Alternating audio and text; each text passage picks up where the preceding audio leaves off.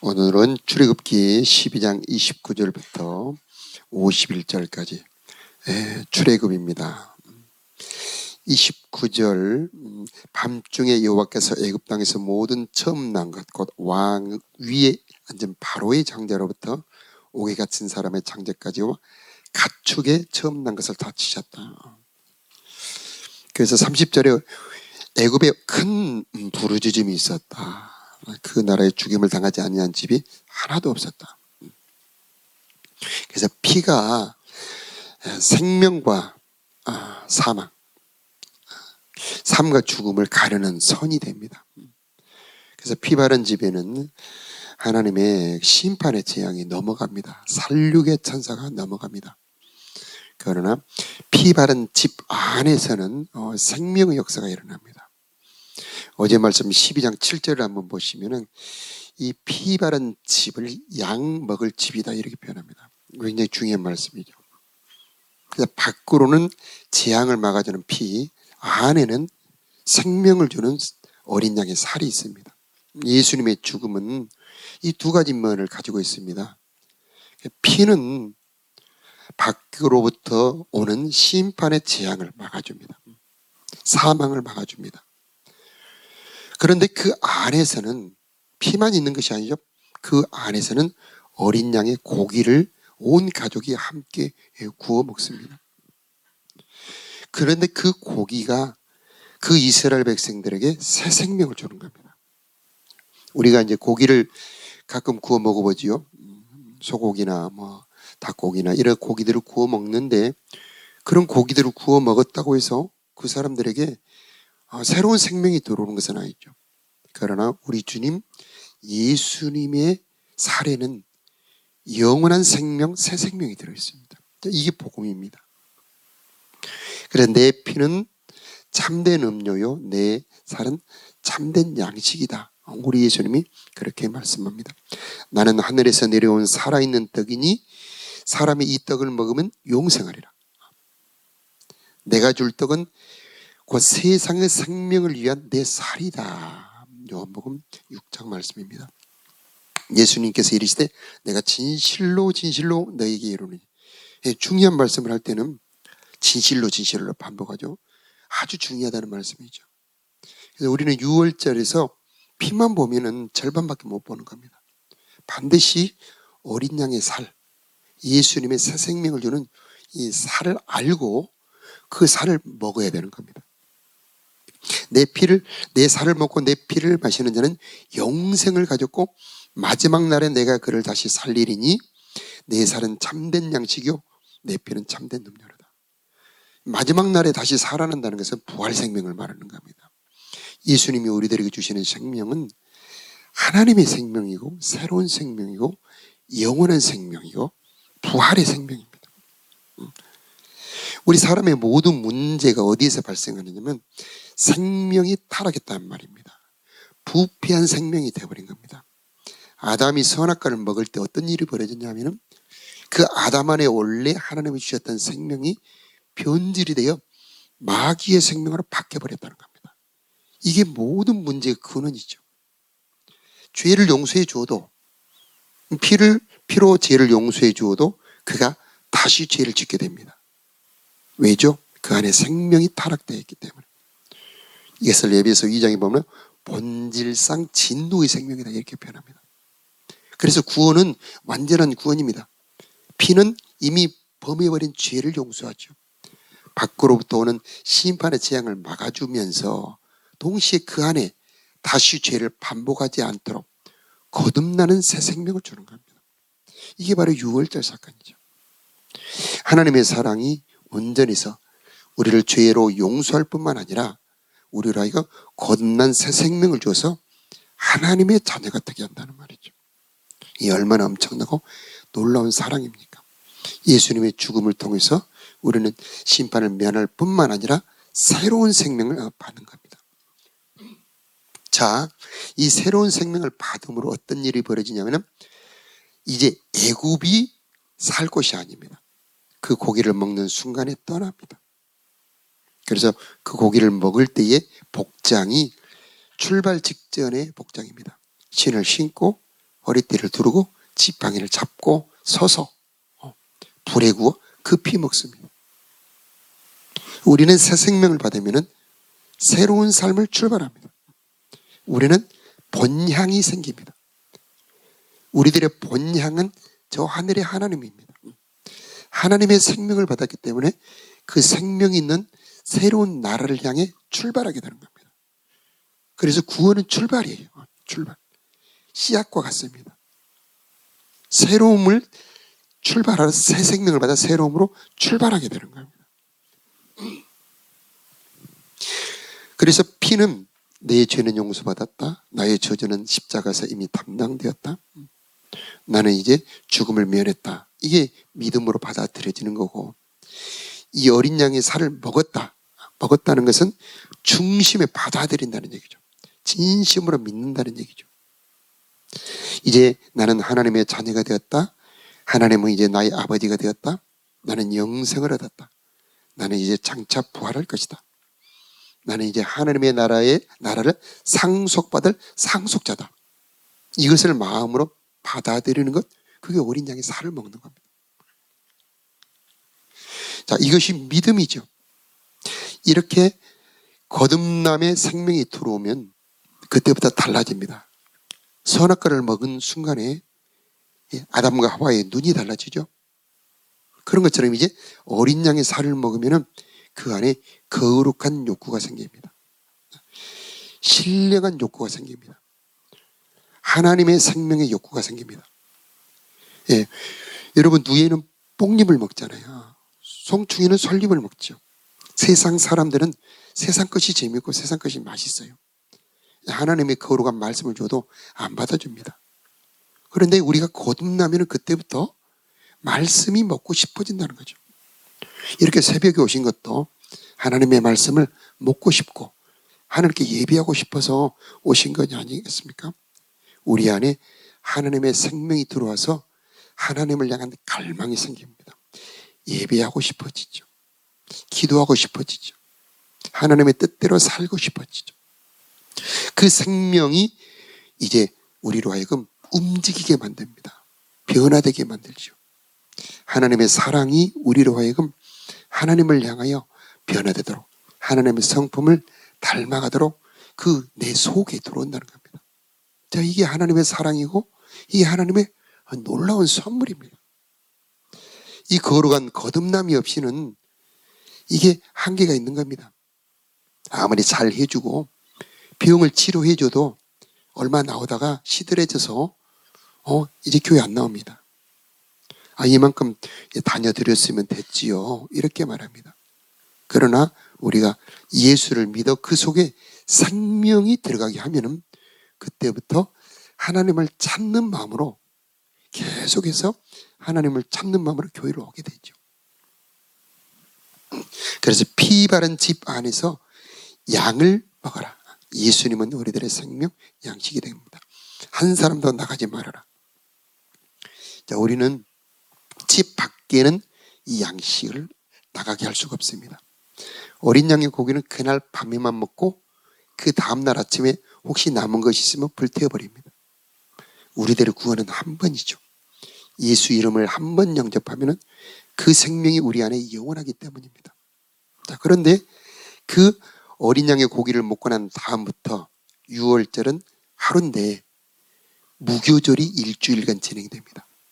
어린 양의 살을 먹은 자, 이제 그날부터는 세상 것 먹지 말라는 얘기입니다. 누룩을 다 꺼내서 불태워버립니다. 이 누룩이라고 하는 것은 세상 사상, 세상 문화, 세상의 풍습을 말합니다. 그것을 불태워버리라는 얘기죠. 구원받은 사람이 하나님의 말씀을 먹지 않으면 그 생명이 식어버리고 죽어버리죠. 반대로 하나님의 생명을 받은 사람이 하나님의 말씀을 먹으면 이제 장성해 갑니다. 성장해 갑니다. 하나님의 생명의 특징이 나타납니다. 하나님의 생명의 특징은 고난에 절망을 안 해요. 어려움이 오면 더 강해집니다. 거룩한 욕구가 생기죠. 하나님의 성품을 닮아 온유하고 겸손하며 더 낮아지려고 하죠. 하나님의 뜻을 행하고 싶어집니다.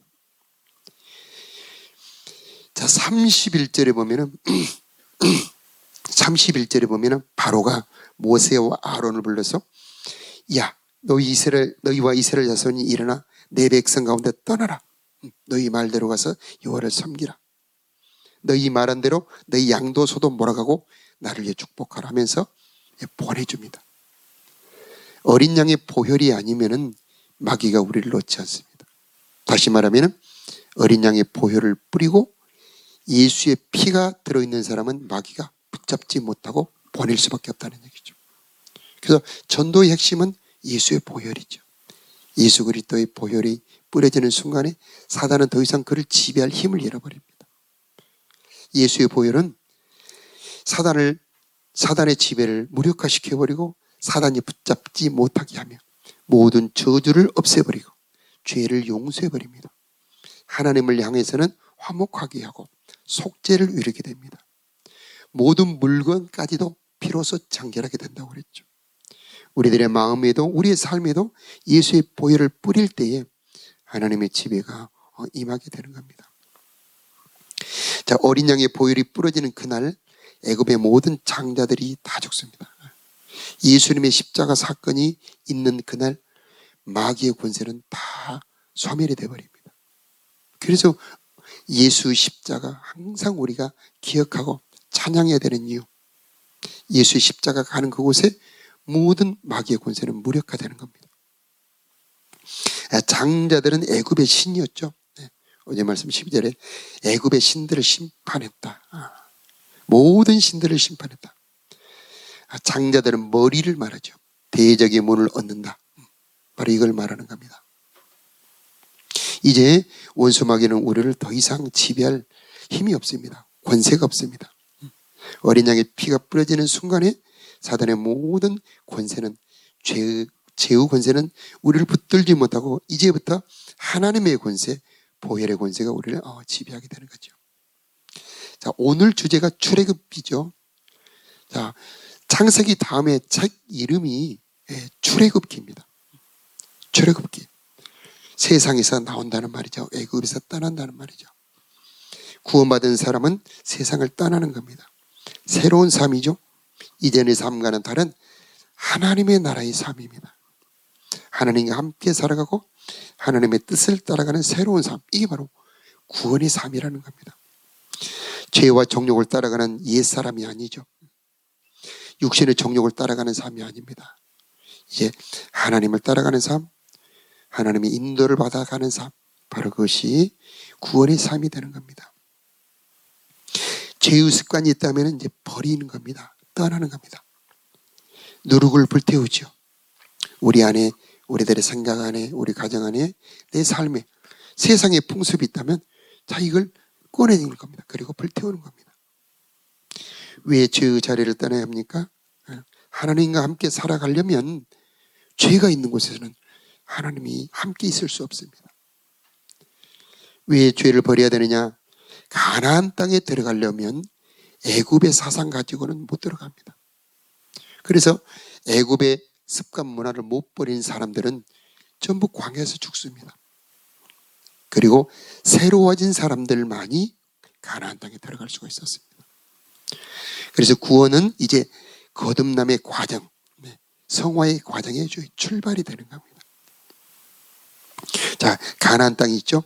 가나안 땅은 하나님의 눈길이 항상 머물러 있는 곳입니다. 하나님의 권고하시는 땅, 돌봐주시는 땅. 이른 비 늦은 비가 항상 때를 따라 내려오는 곳. 하나님과 함께 살아가는 적과 꿀이 흐르는 땅. 하나님 그걸 주고 싶은 겁니다. 애굽하고 비교가 되죠. 그 가나안 땅은 창세기로 말하면 에덴 동산입니다. 우리들의 삶에 하나님의 은총이 한량없이 흐르는 복된 땅, 생수가 흐르는 땅, 생명나무가 있는 땅, 정말 아름다운 그 복된 삶을 하나님이 주고 싶은데 그것을 받으려면은 우리들의 내면까지도 새 사람이 되어야 한다는 겁니다.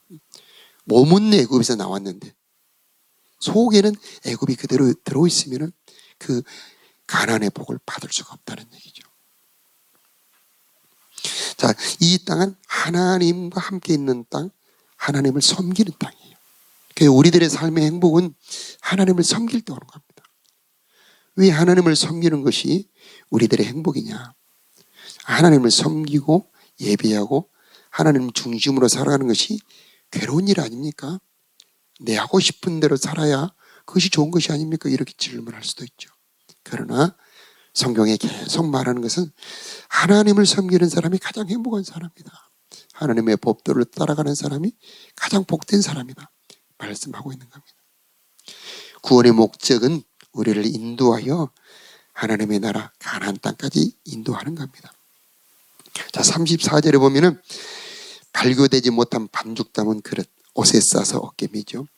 급히 떠나는 겁니다.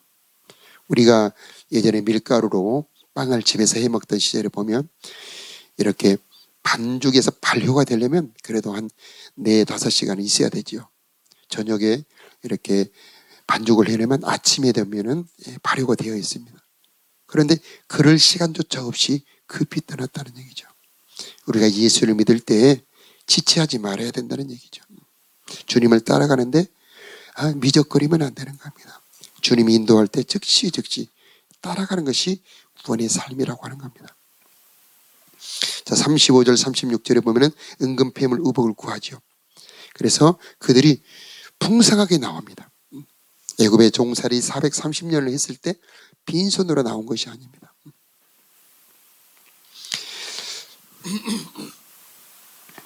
자, 그래서 이 37절에 람셋을 떠납니다.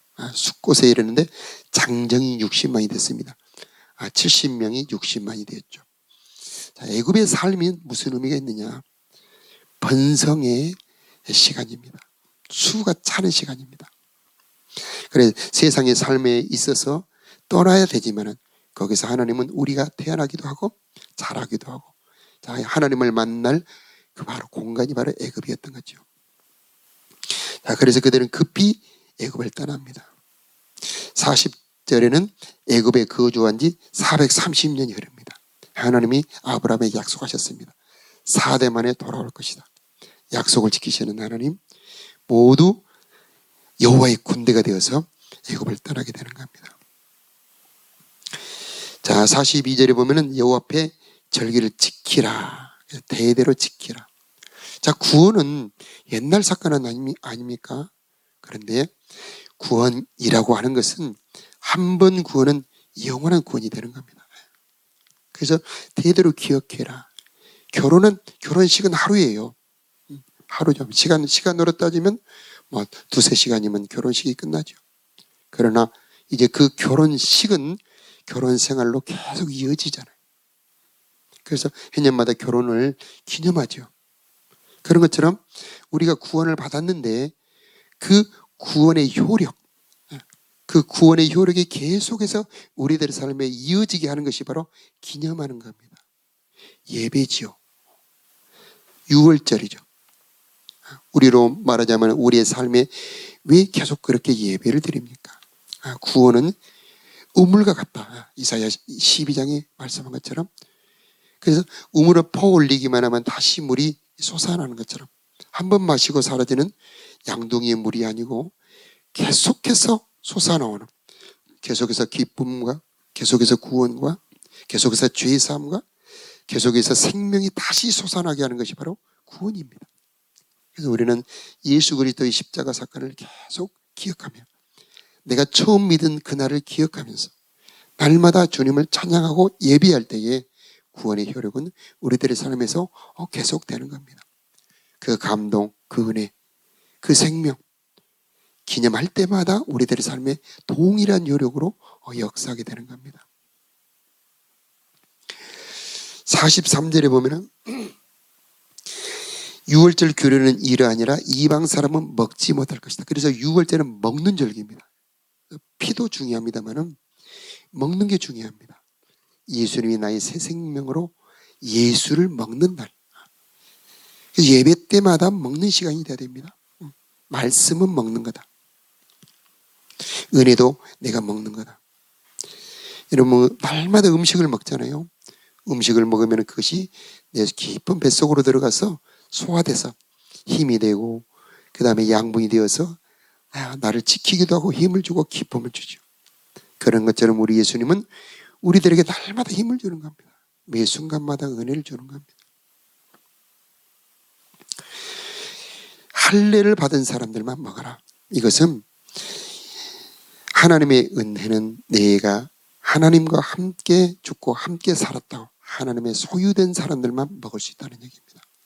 똑같이 성경을 주어도 사랑하는 사람, 하나님을 믿는 사람들에게는 그 성경의 말씀이 힘이 되고 용기가 되고 양분이 되지만 하나님을 의지하지 않는 자, 하나님을 주님으로 인정하지 않는 자는 그 양식이 힘이 되지 못하는 겁니다. 그래서 우리가 말씀을 받을 때 어떤 자세로 받아야 됩니까?